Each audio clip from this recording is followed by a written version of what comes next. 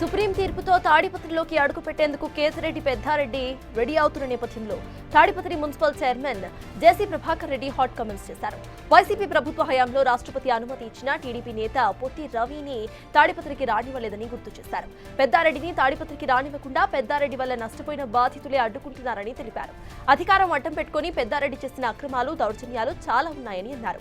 మహిళలు అని కూడా చూడకుండా టీడీపీ మహిళా కౌన్సిలర్స్ ను పరిగెత్తించి కొట్టిన ఘటన పెద్దారెడ్డిది అని అన్నారు జేసీ.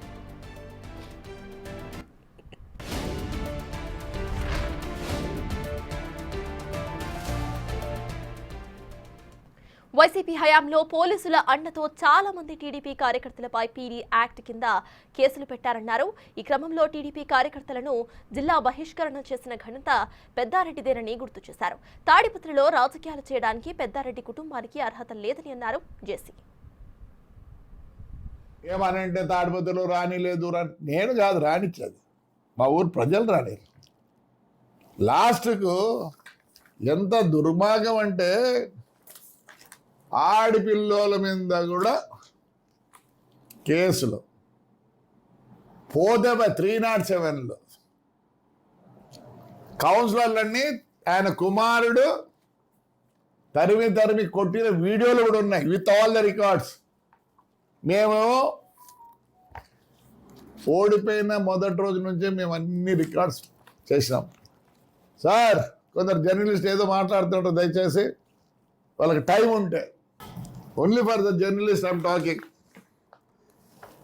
2019 నుంచి 2024 వరకు బహిష్కరిస్తారు. ఎవరు బహిష్కరిస్తారు? కలెక్టర్ గారు. ఎందుకు? పవరు ఆయన చేతిలో ఉంది కాబట్టి. ఏం ఆయన ఉంటే 5 ఏళ్ళు ఉంటే మా వాళ్ళు అదే అడుగుతాం, మా ఊరోళ్ళు కూడా ఏం 5 ఏళ్ళు ఆయన బయట ఉంటే నీకు పవర్ ఉందని విత్ ఆల్ ద రికార్డ్స్ నోటికి వచ్చినది మాట్లాడినా 5 ఏళ్ళు బహిష్కరించినారు. నువ్వు ఉండు. అదే మా ఊరు తాడిపత్రి వాళ్ళు అడిగేది అదే, వేరే ఏమో అడగడంలా. ఇవి నా మీద, నా కొడుకు మీద ఎఫ్ఐఆర్లు. జర్నలిస్టులకే ఇది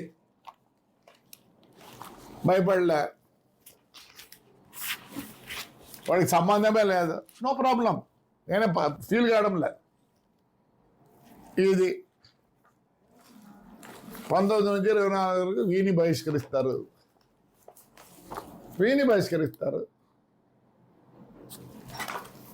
వీళ్ళన్నీ బహిష్కరించినట్టు కేసులేట. మేము హైకోర్టుకు పోయినాం, మేము లోయర్ కోర్టు నుంచి సుప్రీంకోర్టు వరకు పోయినాం. ఇవన్నీ స్టే మాకు ఇచ్చేటి. ఎందుకు రాకూడదు, ఎందుకు పోకూడదు.